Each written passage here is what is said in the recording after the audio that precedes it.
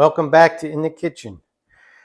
Today, I think what we're going to do today is we got a bunch of these peppers. We got a pretty good deal on these peppers at the local store. So I think what we're going to do is make ourselves some Italian stuffed peppers.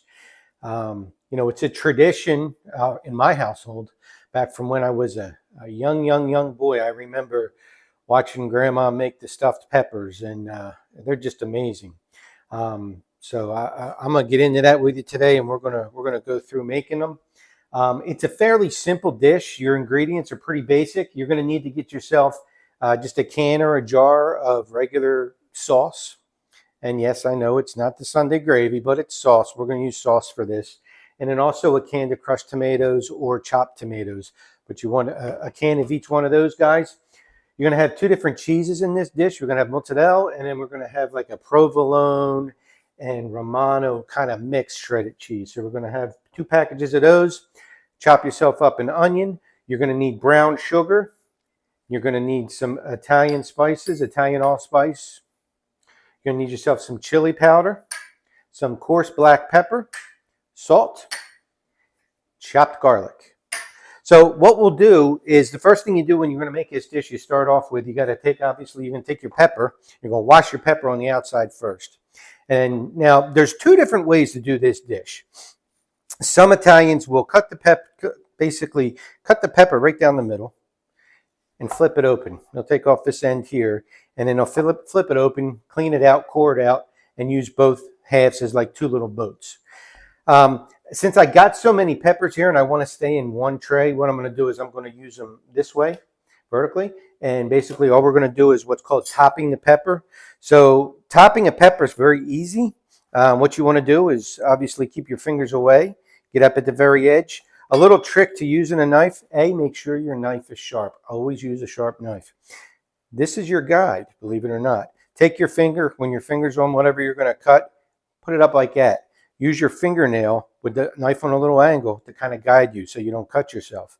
What you want to do is you want to come down a little bit and just break it. You don't want to go all the way into the pepper. And then spin it around. Spin your pepper around. That's why you need a real sharp knife. And then once you take it around, then what you do is give it a little twist and pull.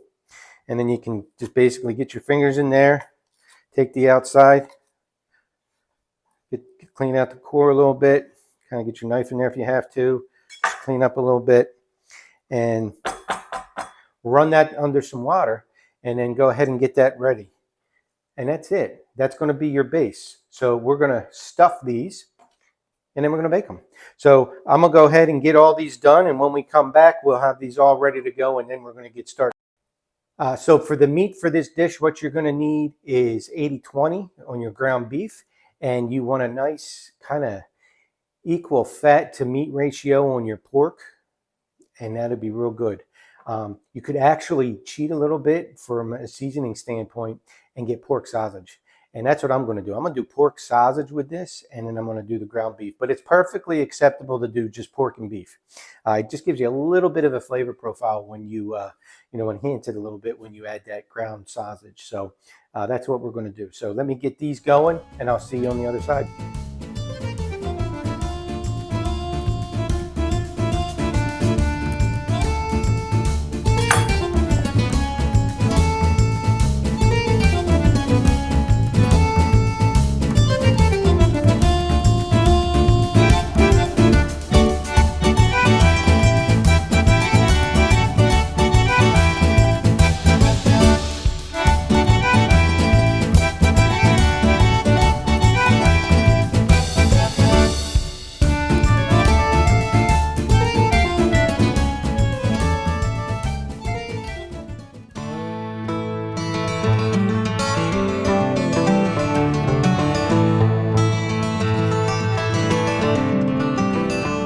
Okay, so we have all of our peppers cleaned, prepped, and ready to go. We have our spices, our sauce ready to go, and we have our 1 pound of pork sausage and our 1 pound of ground pork. 80-20 is the mix on that. So what I'm going to do now is I'm going to go ahead and fire up a sauce pot here. I'm going to go ahead and put a little bit of oil in it. So we get some oil down on the bottom of this saucepan, and the first thing we're going to put in here is our garlic. And we're going to let that get hot. And now we're going to put some onion in here. This is about a half of a medium-sized onion.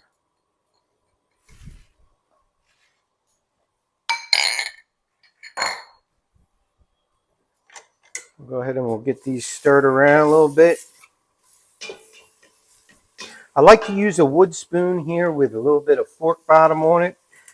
That way I can really grab what I'm trying to get at, move it all around. I want to cook down these onions a little bit, kind of saute them a little bit. So while I got them sitting in here now, I'm going to get them in a little pile once I get them covered with the oil. I'm going to go ahead and I'm going to put some of my salt in here. Not all of it, but some of it. And it's about a half a teaspoon. Same thing with our pepper. Remember, coarse ground pepper, that's the best pepper. We'll put a little bit of our Italian seasoning in here. We're just going to kind of let that set for a little bit. Get that going. You know when you're ready when you start to see some browning on here. Go ahead and get our fan on a little bit.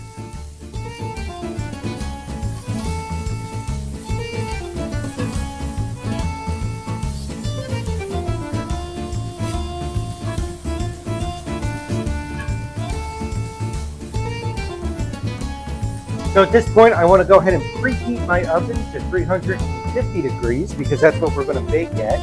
So we'll get that set to 350. Convection and speed bake I like to turn on.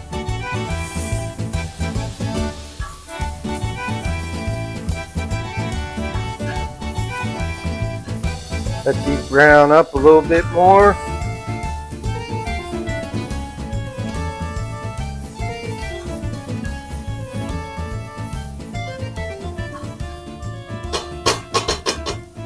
So now, and what I've done here is another ingredient that I didn't tell you about in the opening, which I'm telling you now, is we need rice in here. Now, some Italians will put rice, others won't, right? So it all depends on what part of Italy you're from, whether or not you put rice in your stuffed peppers. I put rice in it. So I've made rice earlier, and what I did after I made the rice, I've made it really watery, and I've added extra water because I want the rice to absorb extra water. Because what happens is when you put the rice in with the meat and the sauce that we're putting together here, it's going to suck away all the sauce. So we want to already kind of have it already absorbed up as much as it possibly can. Now we won't use all this rice. This is 2 cups of rice, by the way, and instant rice is fine. So we'll probably use about 1.5 cups of it, but we'll see how we go. All right, so my onions are good to go now. We're ready for some meat, so we're going to get some meat in there.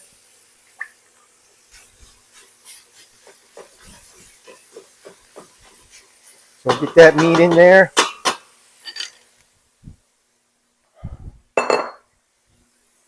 So you can find this handy dandy little tool in any food store. I think will have it, like Walmart or something like that.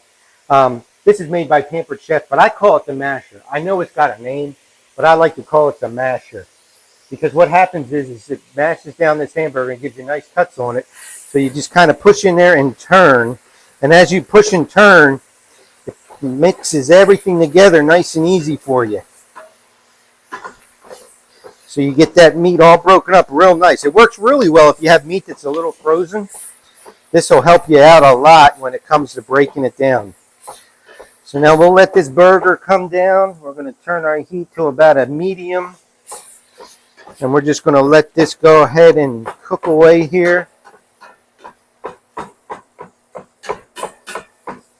Use our masher.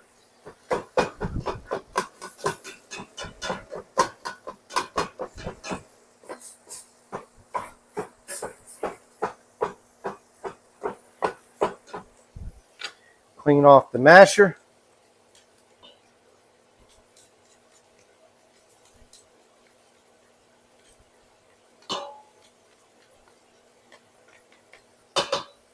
We'll get rid of the masher because we're done. And now we're just going to let this sizzle for a bit. Get this hamburger mixed in really well. Now you had some scorching on the bottom of the pan from your pepper or from your onions and your garlic, so you're using the fat now from the hamburger to clean all that up. All that fat is flavor. All those score marks on that bottom of that pot are flavor, so we want that. And we're just going to let it mix up. Make sure it's incorporated well. All the hamburger and pork mixed together. Now, if you're a little health conscious, which you should be, but you don't have to use hamburger here and regular pork. You can use turkey sausage and ground turkey. It gives it a little different flavor profile, but it's still good. It's all still good.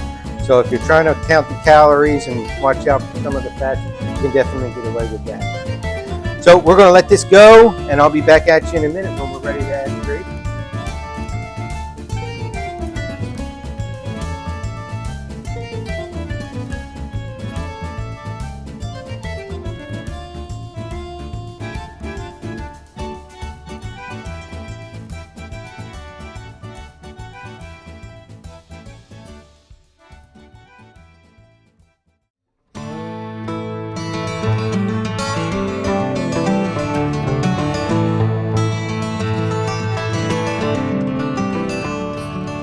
All right, so we got our meat all rendered down now, nice and good, ready to go. At this point, you want to turn down your heat to like a medium. Just give it a little stir, make sure everything's looking good. It looks good. Now, I'm making this the old-fashioned, old-school way where we don't drain the hamburger fat away. So again, if you're health conscious and you're worried about the extra fat in your diet, you can now take this, strain it in a strainer, and then put the meat back in the pot. For the flavor that I get from this fat is flavor. We talked about that before, so I'm going to keep it in here. I'm not going to drain it. What I'm going to do is I'm going to start to add my crushed tomatoes and my tomato sauce. So this is just regular off-the-shelf tomato sauce and off-the-shelf chopped tomatoes. So we get that in there. Brown sugar.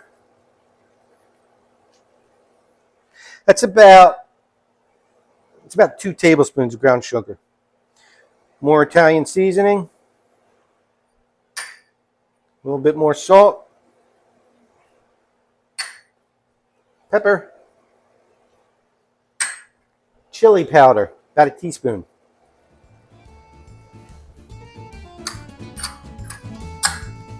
Give it a mix slowly and incorporate everything.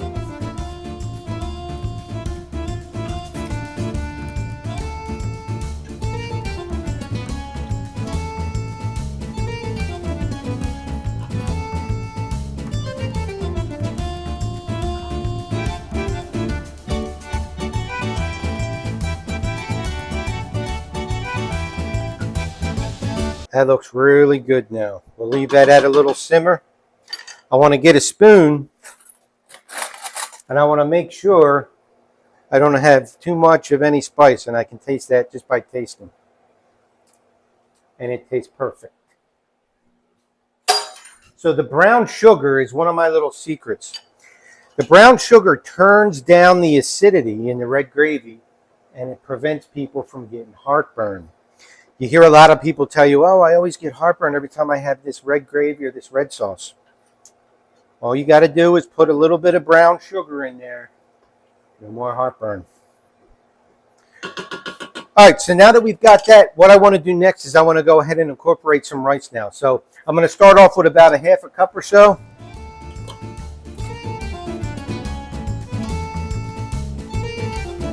Get that in there just like so. Now I'm going to mix it in.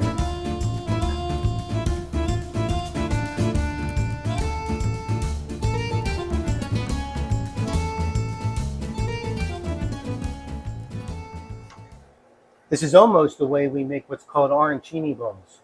Arancini balls are unbelievable. We're going to do that this one day too. But that's really just meat, rice, red sauce. But you want to do a lot more rice because you want that rice to absorb a lot of that sauce to where you can almost pack it real tight. Make a little ball out of it. Put it in some egg wash. Roll it in some breadcrumbs. Deep fry it. It's called an arancini ball, an Italian arancini ball. It is unreal. So this looks good. I got just the right amount of rice in here. I'm looking through here. I can see rice incorporated with the tomatoes, with the meat. Everything's looking good. It's not too thick, not too runny. Just perfect. This will be able to stuff those peppers real nice. So what I want to do now, turn the heat off, give it another stir. And what's the key thing we always do with food after we cook it? We let it rest. So I want this to sit here and rest for a little bit because the rice is still going to absorb. So we want the rice to absorb a little bit more. So we're just going to go ahead and set it here, put a lid on it, probably leave it there for about 10-15 minutes. So I'll be back at you on the other side.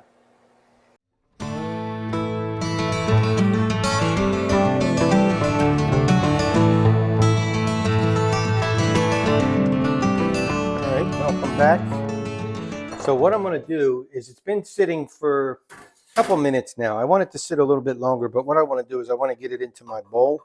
So I'm just going to dump it out of there and get it into the bowl and let it sit some more in the bowl.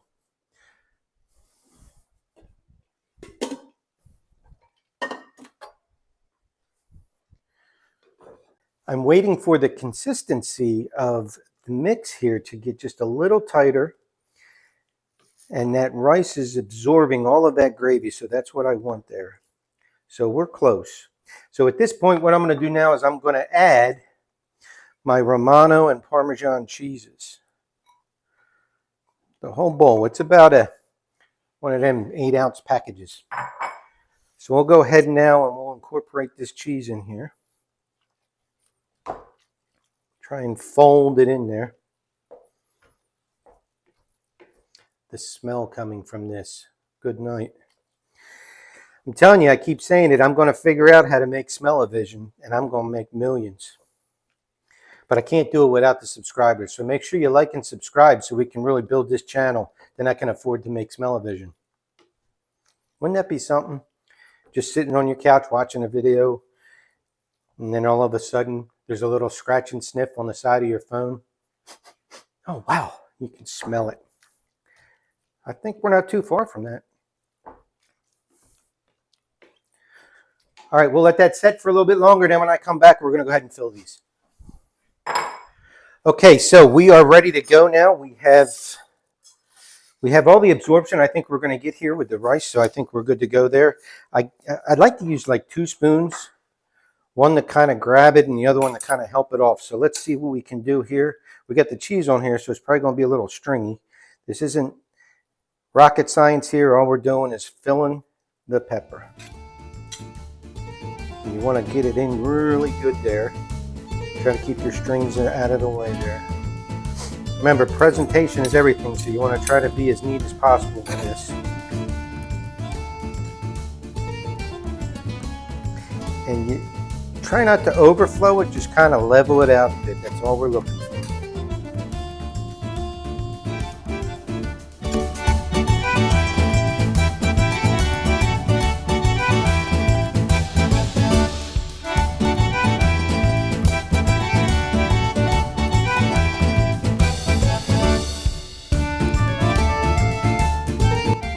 This is a good meal to put together on a Saturday or Sunday when it's cold outside.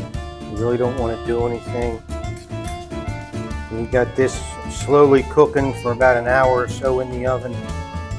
It's really going to get nice and tasty because as this melts and seeps into the pores of the pepper, it develops a taste that is amazing.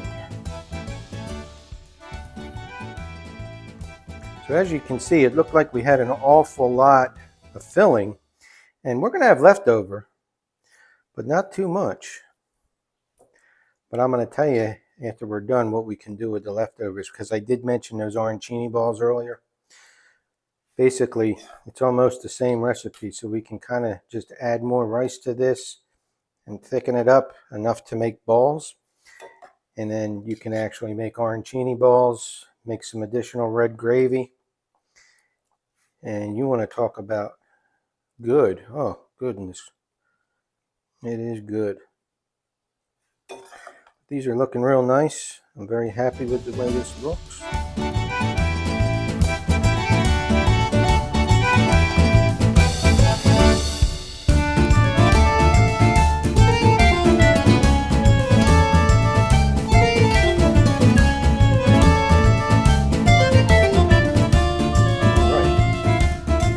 got that. Clean off my spoons here.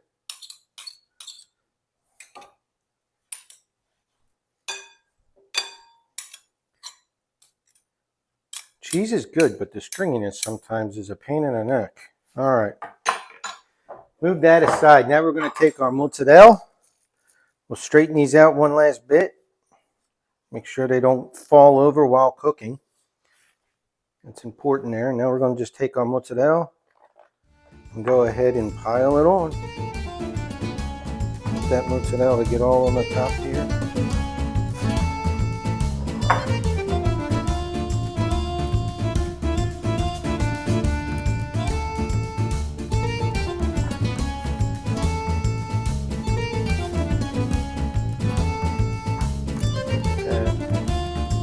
Pretty as a picture.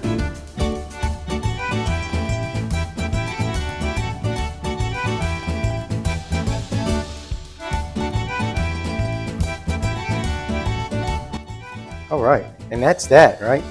So now what we're going to do is we're going to go ahead and we're going to set it in the oven at 350 degrees. It's going to cook for 45 minutes to an hour, maybe even to an hour and 15 minutes. What you're looking for is you're looking for the pepper to really soften up, and you want a nice brown glaze on top here. They will bubble as they cook and they'll run down the sides. That's all fine. It'll actually drop down some too as the rigidity in the pepper, it loses that rigidity by cooking. So we basically steam the pepper while we're cooking it. And that's that. So we'll go ahead and put this in a 350 degree oven, 45 minutes to an hour, depending on your oven. Just monitor it. You might want to spin it every half hour, and that'll be that. We'll see you on the other side when it's all done.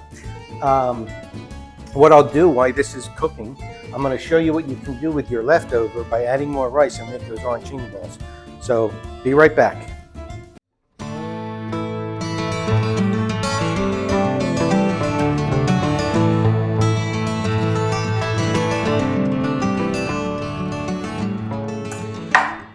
All right, you're back. So, like I said, I have a quarter of a bowl here left over of the mix, but I got all my extra rice because I made 2 cups of rice, right? So what I'm going to do now is I'm going to put more rice in here.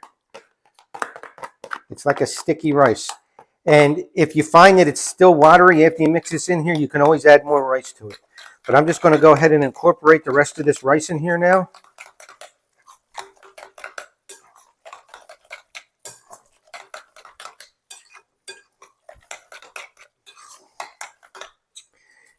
And that looks good. It's still a little watery, but I'm okay with that because I'm going to tell you what you do. So you take this now and you put it in the refrigerator overnight. Cover it, put it in the refrigerator, put it in another container, cover it, put it in the fridge. Overnight, 1-2 days, whatever. It will stiffen up in the refrigerator. When it's stiffened up and it's nice and cold, you can grab it and form a meatball like out of it, right? So that's what you want to do. You want to take that meatball and then set it aside. You probably get like 7 or 8 out of this. And then what you'll do is you'll beat up 3 eggs into a bowl, create an egg wash, take your ball that you just made, wrap it around in that egg wash, and then go ahead and roll it in Italian breadcrumbs or panko breadcrumbs. Get your deep fryer set up or your frying pot. Get your temperature up to 350 degrees in your frying pot, and slowly with a spoon drop that in that oil and let that fry up. When it floats and spins and has a nice brown on it, it's done. Pull it out, let it sit, put some red sauce on top of it, a little bit of Parmesan Romano cheese, and you got a whole meal right there. And that's called arancini. There you have it. So there's your little shortcut for the kitchen for your leftovers. So oven's still going here. We'll check in on it in a little while and we'll be back at you. All right, so it's been about 45-50 minutes now. I've been checking it. It's nice and browned up on the top. We're going to go ahead and take it out and let it rest. Look at that.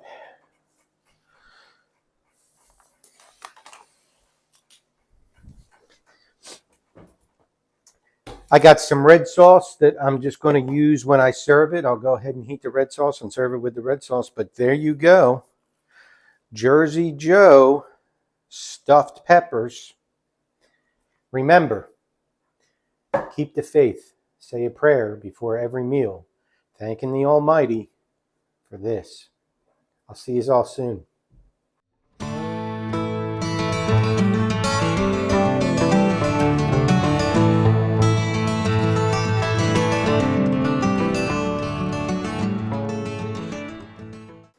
Thank you for watching. Remember to like and subscribe on YouTube, as well as follow us on Facebook at Jersey Joe Congemi.